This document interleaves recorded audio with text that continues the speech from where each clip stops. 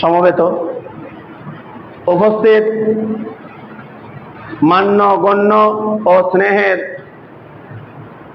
সুধীবিন্দু, আজ পবিত্র জুম্মার দিন পবিত্র অবস্থায় পবিত্র জায়গায় আমাদেরকে মহান আল্লাহ বড় ভালোবেসে নির্বাচন করে তার শ্রেষ্ঠতম জায়গায় আসার তৌফিক দান করেছেন। সেই মহান আল্লাহ যিনার প্রশংসা শেষ হয়নি, হচ্ছে না, ভবিষ্যতেও হবে না, তাই সংক্ষিপ্ত প্রশংসা আমরা সকলেই বলি আলহামদুলিল্লাহ।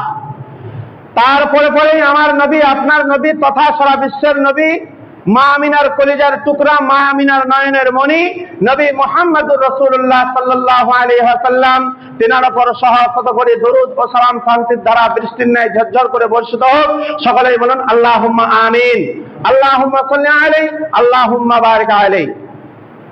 সম্মানীয় উপস্থিতি, আজকে যে বিষয়ের উপরে আমি বক্তৃতা রাখবো, আলোচনা করব, সেটি হলো স্বৈরাচারী জীবন। স্বৈরাচারী জীবনের ওপরে আজকে আলোচনার বিষয়বস্তু। স্বৈরাচারী কাকে বলা হয়? স্বৈরাচারী বলা হয় একটা শাসন ব্যবস্থাকে নিজ ব্যক্তিত্ব মতে পরিচালনা করা, অনবরত প্রচেষ্টা চালানো, এর নাম হলো স্বৈরাচারিতা। স্বৈরাচারিতা কাকে বলা হয়? আমার নিজের মতই সঠিক, ঠিক ভুল ন্যায় অন্যায় যাই হোক না কেন এটাতেই আমি অটল, এই সিদ্ধান্তটাই সকলকে মেনে নিতে হবে। এর জন্য জোরপূর্বক ভাবে নিজ মতকে অন্যের ওপরে চালনা করা, এর নাম জুলুম, এর নাম অত্যাচার, এর নাম অন্যায়, এর নাম অবিচার, এর নাম হলো স্বৈরাচার। আমাদের মতে স্বৈরাচার বলতে আমরা যাকে বুঝি তারা হলো রাজা, বাদশাহ, তারা যারা নেতৃত্বে রয়েছে। কারোর মতে প্রধানমন্ত্রী স্বৈরাচার, কারোর মতে মুখ্যমন্ত্রী স্বৈরাচার, কারোর মতে গ্রামীণ নেতা যিনি আছেন তিনি স্বৈরাচার। এক এক জনের মতে এক একজন স্বৈরাচার। কিন্তু নেতৃত্বে যিনারা থাকেন তিনাদের স্বৈরাচারিতা আমাদের সকলের চোখে ধরা পড়ে। কিন্তু আমি আপনাকে বলি, আমরা কি এটা একবারও চিন্তা করি যে স্বৈরাচার আমরা সকলেই কম বেশি? স্বৈরাচার আমরা সকলেই কম বেশি, আমরা জুলুম, অন্যায়, অবিচার সকলেই কম বেশি করে থাকি। তাহলে আপনি নেতা নেত্রীর দিকে আঙুল তুলে এইভাবে বলছেন ওরা স্বৈরাচার, আর আপনি নিজের দিকে চারটা রেখেছেন, আপনি ক নম্বর স্বৈরাচার? এই স্বৈরাচারের আঙুলটা ওদিকে তুলেছেন, ওরটা প্রকাশ হয়ে গেছে তাই, কিন্তু আমার আপনারটা প্রকাশ হয়নি, তাই আমি আপনি ধোয়া তুলছি পাতা।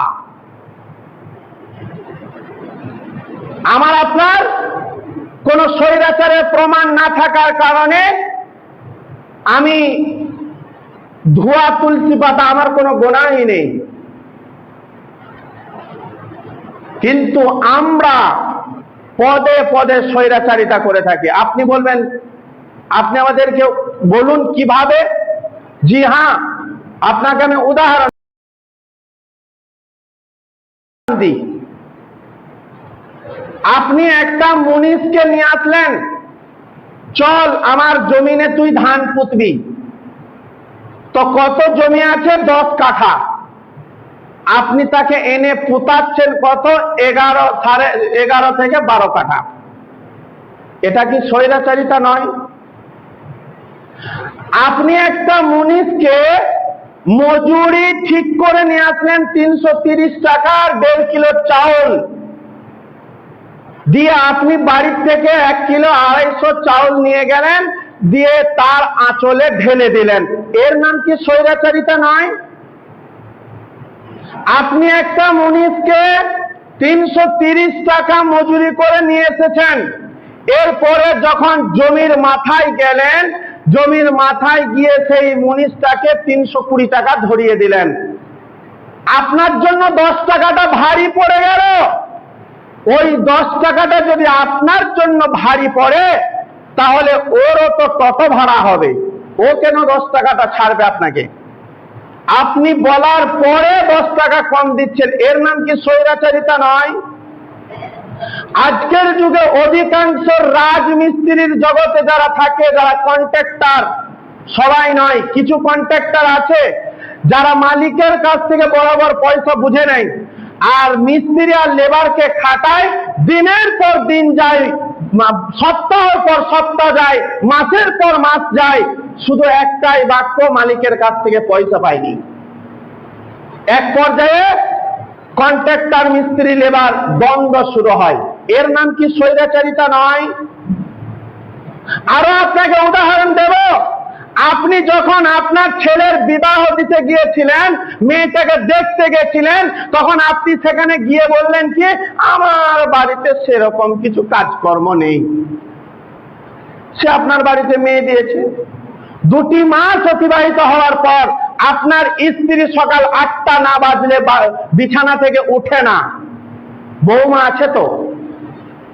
এইভাবে করে অন্যায়, অবিচার, অত্যাচার আস্তে আস্তে শুরু হয় তার উপর। একের পর এক পদে পদে তার ভুল ত্রুটিকে ধরা হয়, এমনকি আস্তে আস্তে আপনিও তার উপর অবিচার, অত্যাচার চালাতে শুরু করেন।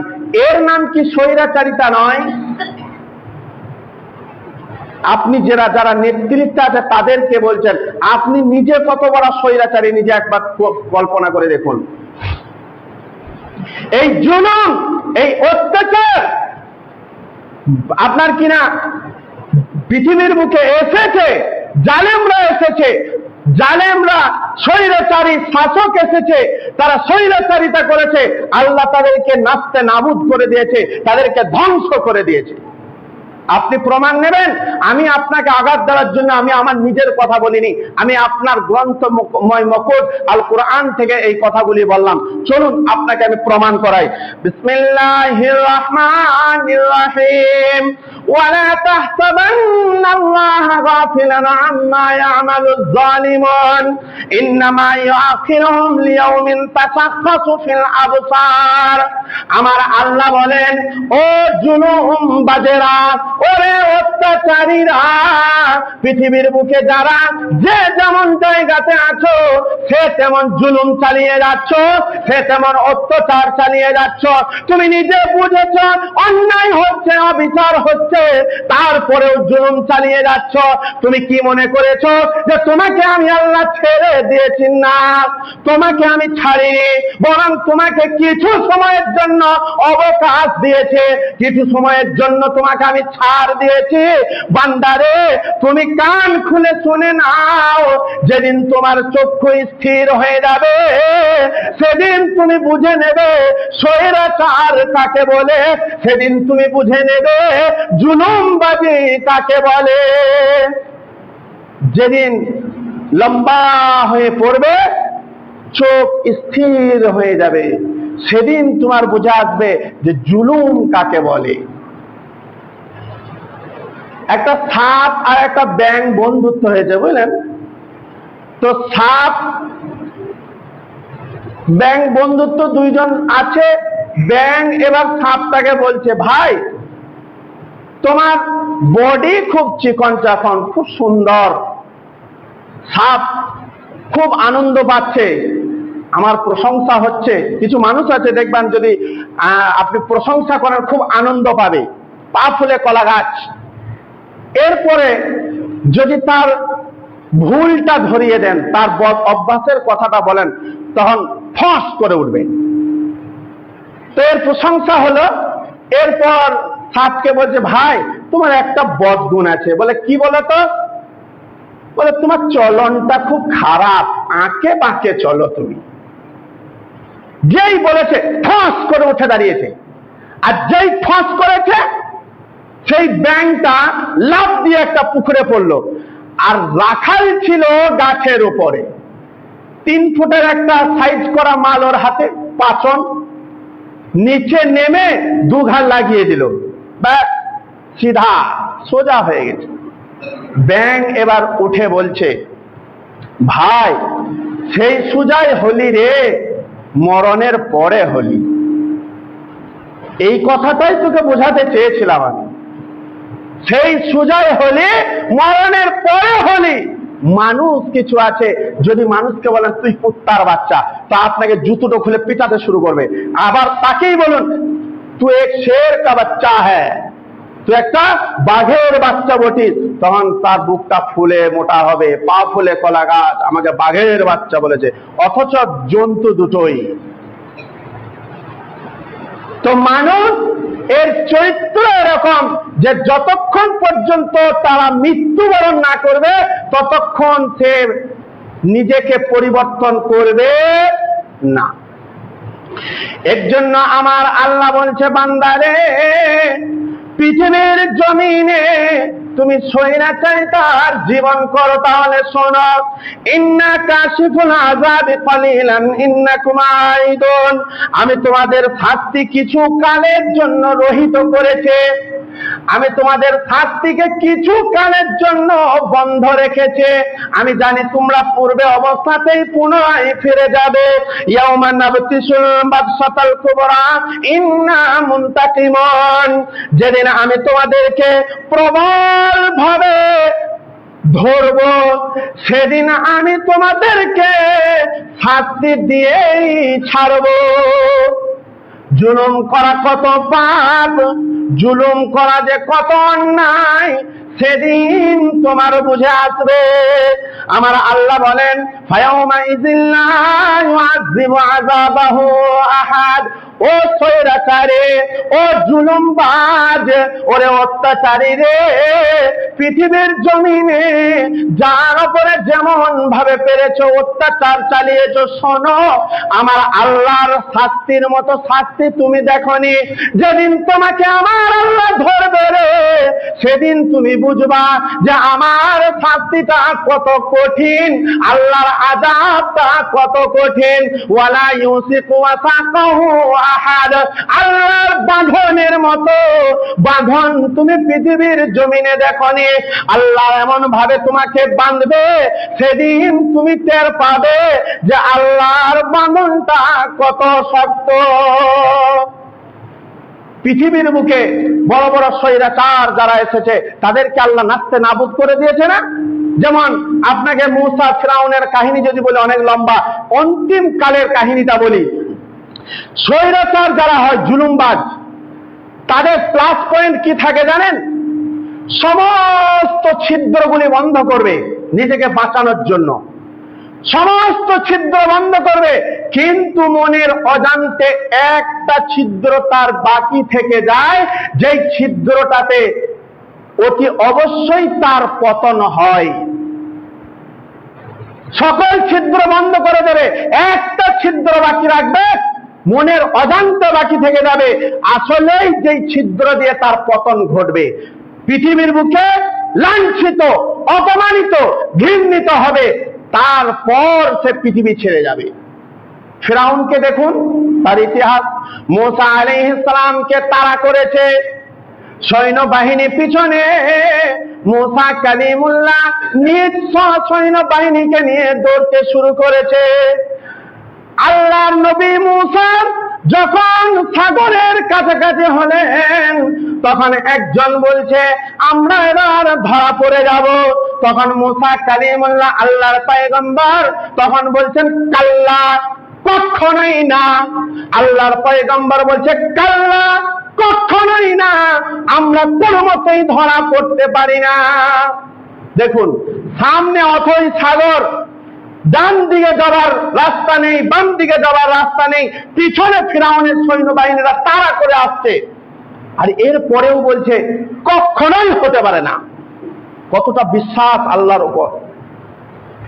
ইতি অবসরে আল্লাহ মুসাকে বললেন, মুসা রে, তোমার হাতে যে লাঠিটা আছে ওই লাঠিটাকে তুমি সজোরে ওই সমুদ্রে তুমি আঘাত করো, ওই সাগরটাকে সজোরে তুমি আঘাত করো, তোমার জন্য রাস্তা বেরিয়ে যাবে। কোন লাঠির কথা বললেন? একবার মুসাকে আল্লাহ জিজ্ঞাসা করেছিলেন, ওয়ামা তিলকা বিয়ামিনিকা ইয়া মুসা, মুসা রে তোমার হাতে ওটা কি? মুসা তখন বলছে, ক্বালা হিয়া আসায়া আতাওয়াক্কাউ আলাইহা ওয়া আহুশু বিহা আলা গানামি ওয়া লিয়া ফিহা মাআরিব উখরা। ও দয়াল মাবুদ গো, আমার হাতে এটা লাঠি, এই লাঠি দ্বারা আমি ভর দিয়ে উঠি, এই লাঠি দ্বারা আমি ছাগল চড়াই, এই লাঠি দ্বারা আমি মেষ চড়াই, এই লাঠি দ্বারা আমি গাছের পাতাগুলি পারি। ওই লাঠিটাকে আল্লাহ যখন আঘাত করার কথা বললেন, মুসা যখনই আঘাত করে দিলেন, সঙ্গে সঙ্গে মধ্যখানে রাস্তা হয়ে গেল। রাস্তা দিয়ে মুসা তার সম্প্রদায়কে নিয়ে চললো। ফিরাউন তাকে তাড়া করে চলেছে। যখনই মধ্যস্থতায় গেছে, ফিরাউনকে আমার আল্লাহ নাকানি চুবানি খাইয়েছে। যখন নাকানি চুবানি খেয়েছে ফিরাউন অথই সাগরে, তখন ফিরাউন কি বলছে জানেন? আল্লাহ কোরআনে এটাও নোট করেছেন কি, ওয়াজাওয়াজনা বিবানি ইসরাঈলাল বাহরা ফাতবাহুম ফিরাউন ওয়া জুনুদুহু বাগিয়াও ওয়া আদওয়া হাত্তা ইযা আদরাকাহুল গরাকু। এবার আল্লাহ এত দূর পর্যন্ত মুসা যে এত দূর এসেছে কথাটা বললেন। এবার যখনই নাকানি চুবানি খাচ্ছে, ফিরাউন কি বলছে?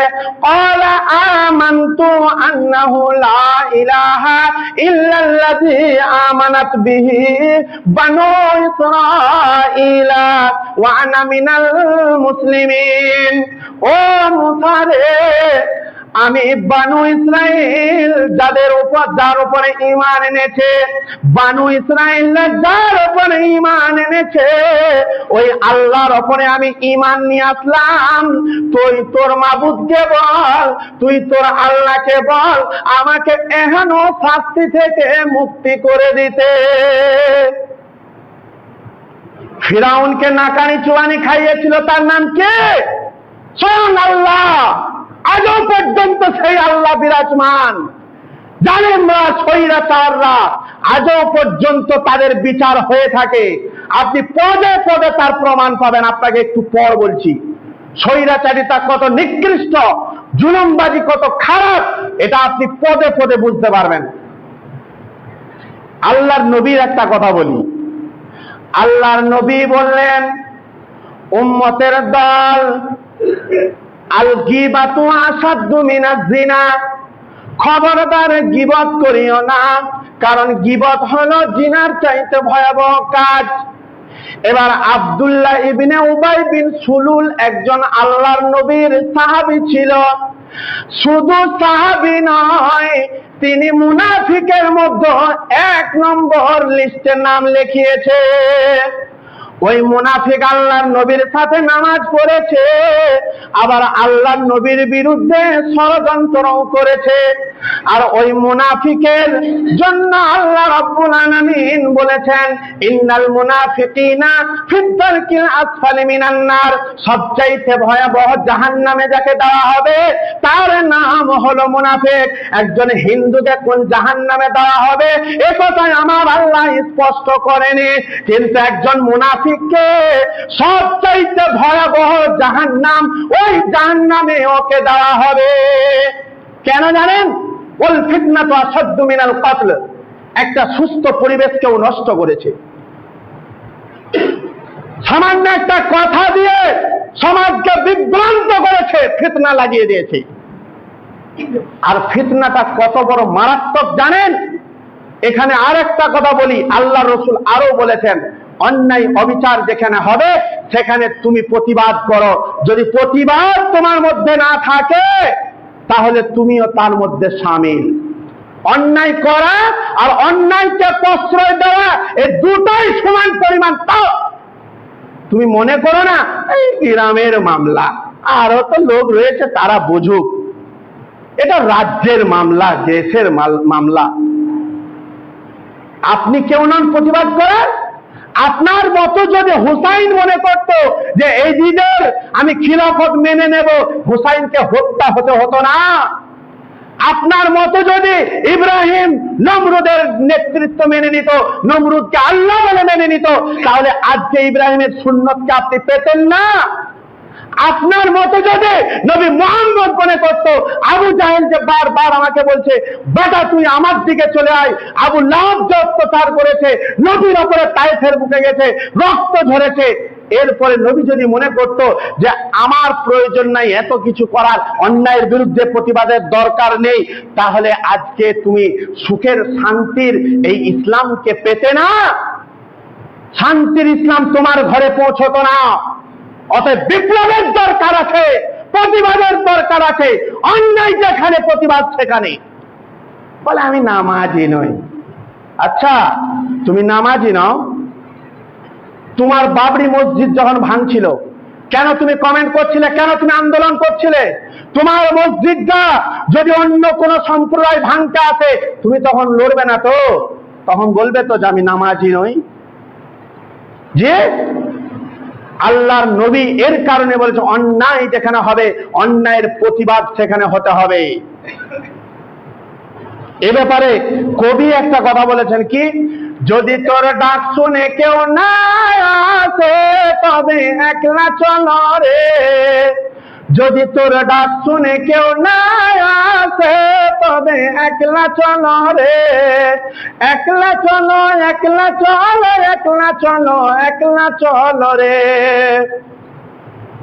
যদি তোর ডাক শুনে কেউ না আসে তবে একলা চলো রে, যদি কেউ কথা না কয় ওরে অভাগা মন, যদি কেউ না কথা কয়, যদি সবাই থাকে মুখ ফিরায় সবাই করে ভাই, তবে তুই মনের কথা মুখ ফুটে তুই একলা বল রে, একলা চলো একলা বলো একলা চলো রে, যখন তুমি করবে ওরে বেঈমানের বিচার, ঈমান তোমার পালিয়ে যাবে থাকবে না কয়ার, যখন তুমি করবে ওরে বেইনসাফের বিচার, ঈমানের বাতি নিভে যাবে থাকবে না কয়ার, সত্যের সাথে কেউ না আছে একলা লড়ো রে, একলা চলো একলা বলো একলা চলো রে, এ দুনিয়া ভেজাল হলো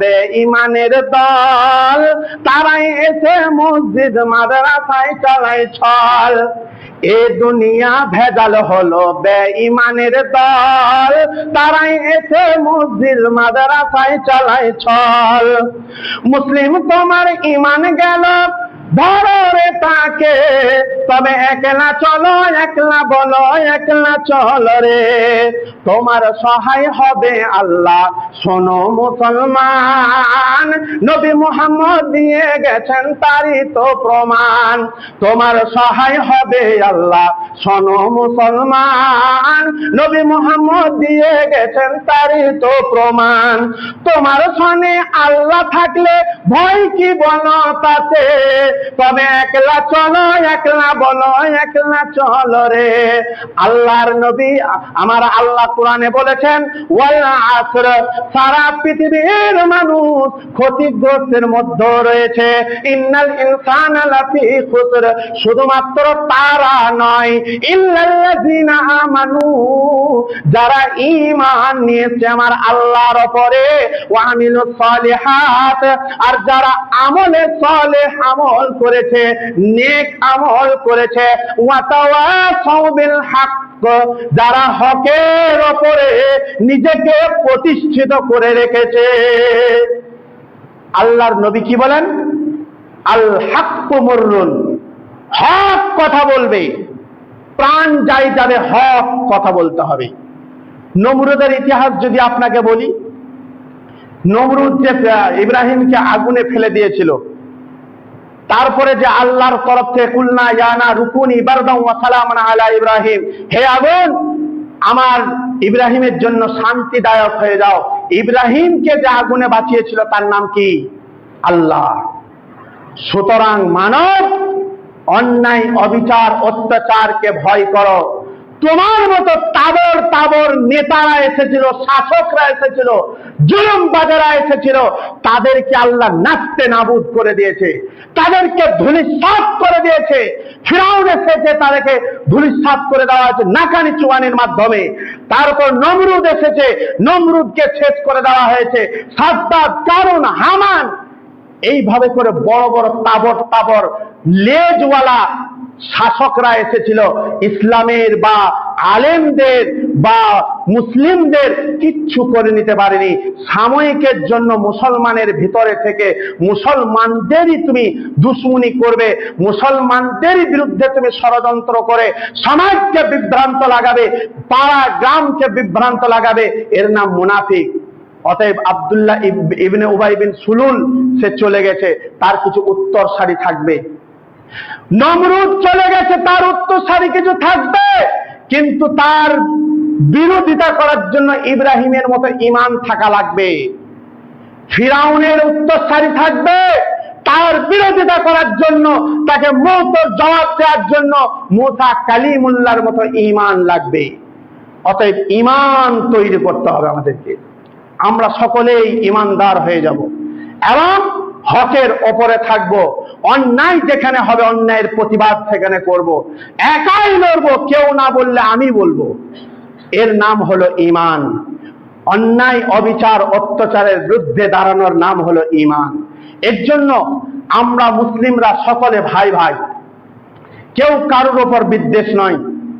আমরা ভাই ভাই, আমাদের মধ্যে ভ্রাতৃত্ববোধ থাকবে। যদি জুলুম কেউ করে, এই দেখুন এই লাঠিটা আমি সরাচ্ছি, এই মাইকটা সরাচ্ছি, এর রিয়াকশন আছে, এই ঘুরে আসবে আবার। একটা টেবিলকে সরান, পুনরায় চলে আসবে, ফিরে চলে আসবে। আপনি যদি জুলুম কারোর ওপরে করে থাকেন, এই জুলুমের রিয়াকশন কিন্তু আছে, আপনাকে প্রতিফল ভোগ করতে হবে। আপনি দেখুন, ফিলিস্তিনে যখন ইসরায়েল হামলা চালাচ্ছিল, তখন ফিলিস্তিনের মানুষ হতাশ করে কান্নাকাটি করছিল। এরপরে ইসরায়েলের ওপর ইরান যখন হামলা শুরু করলো, তখন ইসরায়েলের লোকরা ফিলিস্তিনের ওপরে হামলা শুরুর সময় বলেনি, ইসরায়েলের বিপক্ষে দাঁড়িয়ে বলেনি বন্ধ করো অন্যায়, অবিচার, অত্যাচার, জুলুমবাজি শাসক, তুমি বন্ধ করে সব, একবারও বলেনি। যখন ইরান ওর ওপরে পরমাণু বোমা হামলা করতে লাগলো, তখন বলছে প্লিজ প্লিজ ইরান বন্ধ করো, বন্ধ করো, তুমি আমাদের ওপর দয়া করো। কারা বলছে? ইসরায়েলরা। আর তারাই একদিন হামলা চালিয়েছিল।